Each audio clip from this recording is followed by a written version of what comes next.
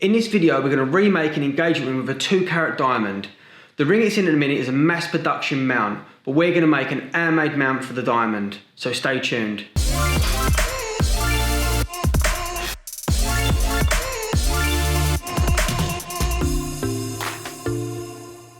So our customer's brought this ring in. It's a beautiful 2-carat diamond, but the mount is absolutely terrible. The stone keeps coming loose and literally spins on the shank. But what they're thinking, it just needs tightening. So when they've brought it in, I've explained why the stone keeps them coming loose. The shank is just bought off the shelf and it's probably just for a 1-carat stone, as this is a 2-carat diamond. So they've took so much metal away from the inside, they've actually broke through all the bezels, so everything's sort of loose. The claws are really bent back. The stone is not really meant for this shank. The biggest problem at the minute is the consumer. All they're looking at is the diamond and the price, but you really need to take in consideration the quality of the mount. So a lot of these mounts come from people online where they want to give you a really good price, you think, but the actual mounts are terrible. So they don't want to spend time and making a ring. So they go to the shop, pick these up. They're one-piece castings, they're really badly made. So if I was to start making this ring the way they done it, they would have bought this ring in pretty much as it is. They would have drilled so much metal out because this was not made for a 2-carat stone, and that would have been done in probably 30 minutes. But the way we do things here, we start with a piece of metal. This is going to be 18-carat white gold, and we hand make every single piece. So the first thing I'm going to make on this ring is the bezel. So the bezel is the seat of the diamond, and everything comes from the bezel, so it's made for the stone. So this one on this ring is totally the wrong size. But when I make mine, I will show you it so you can see the difference. So the first step we're going to do, chuck this ring in the melting pot because that's all it's good for, and start making an handmade engagement ring.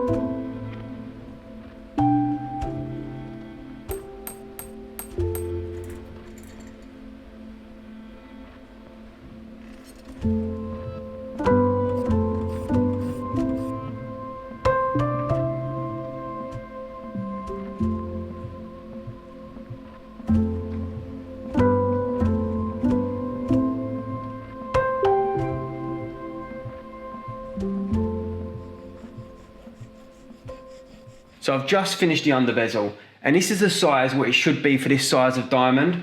And what I can show you on this cast ring, which was bought in off the shelf, the actual difference of the size of the bezel. So I'm just going to measure and show you the millimetre difference that it should be. The actual one which I've just made is 7.7 mil, and the one which is on the cast shank is 3.8 mil. So that's a massive difference in size of the under bezel. So when the customer decided they wanted to remake the ring, we've gone with a different design. We're going to do an halo on this ring and a sort of cut down shoulders. So now I'm going to start making the halo, and that's what you're going to see me do next.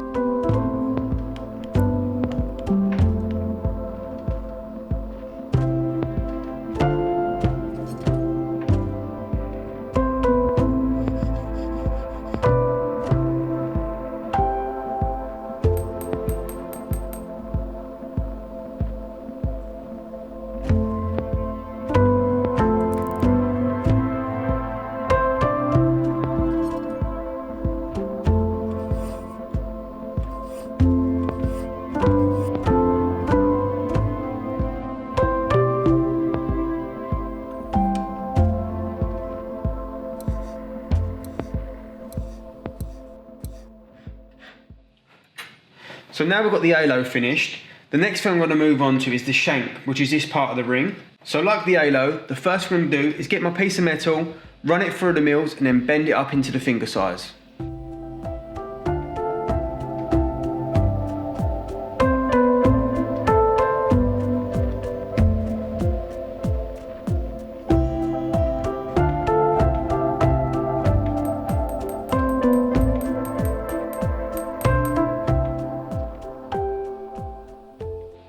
So you now see me make the bezel for the stone.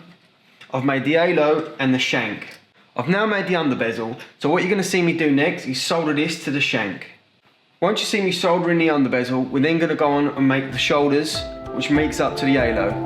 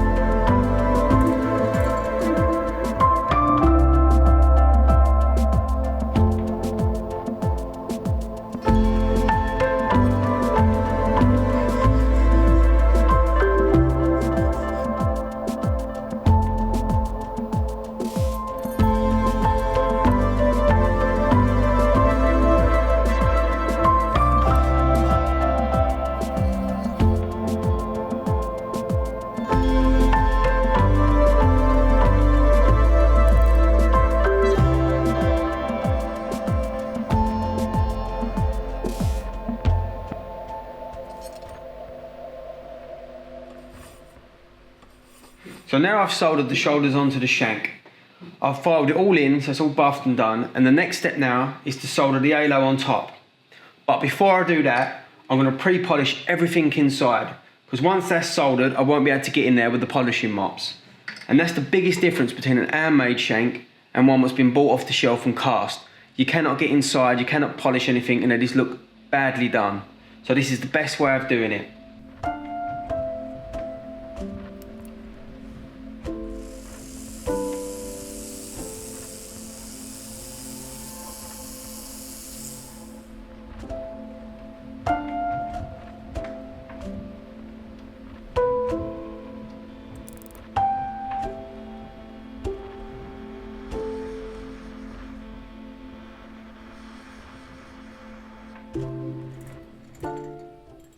So the ring now is ready for the diamonds. So what I'm going to do, I'm going to put it under the microscope, going to drill all the holes in the halo and the shank, and then start cutting up and put some diamonds in.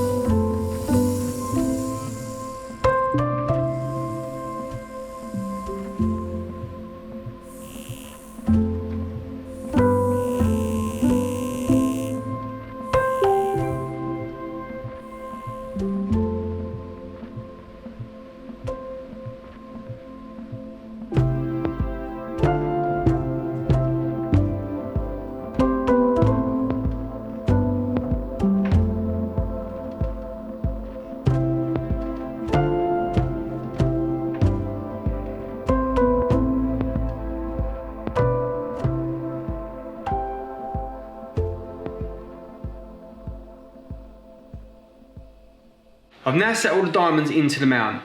The next step now is to go back to the bench, and the bezel you see me make earlier, we need to solder the claws onto it, get it attached inside the ring, then the centre goes in, then we need to pre-polish and buff everything. Get it all ready before we give it the final polish. And when that's all done, I'm then going to compare this ring to the old ring.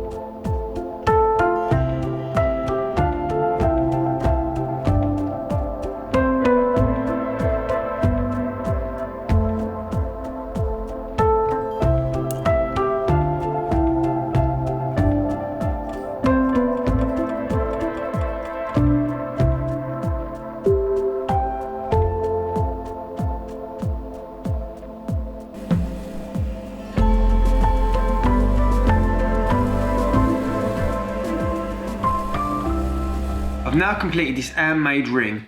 I hope you can see it's a lot of difference between the one we had when we started at the beginning.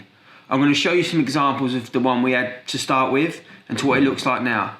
Now I feel this diamond's in a ring it deserves to be in. It was such a beautiful 2-carat diamond. It was just lost in that other mount, but hopefully I think it's really captured like the beauty of the stone now. I hope you can see now after watching this video you can appreciate an handmade ring up against one that's been mass production and a one-piece casting. So if you are in the market for an engagement ring, don't be so focused on the price of the ring and the centre stone. Really look at the craftsmanship of the way the ring is made. It makes such a difference on the end product.